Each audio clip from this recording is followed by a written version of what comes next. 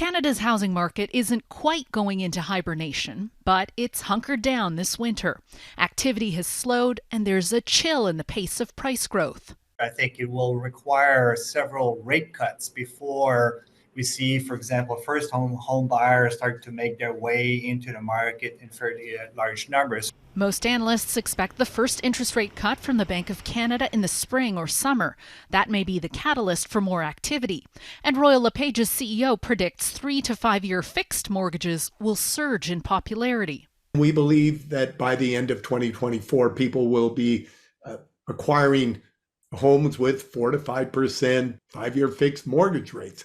There will be major sticker shock next year for people renewing at much higher rates.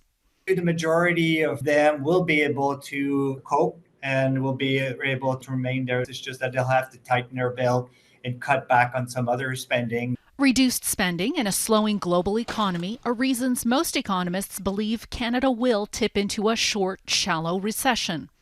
But not even the combination of a slower housing market or rate cuts are expected to be enough to make a major dent in housing affordability. And Ipsos polling exclusively for Global News shows record frustration over home ownership. More than 3/4 say owning a home in Canada is now only for the rich. 71% of renters have given up on ever owning a home.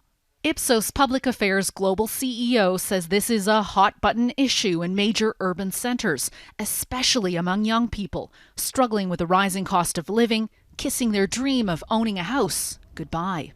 A type of middle-class suburban home that I thought I was always going to be entitled to, particularly the type of home that I was going to raise my family in, I don't think I have access to that anymore. He says the political backlash from this economic issue will be significant.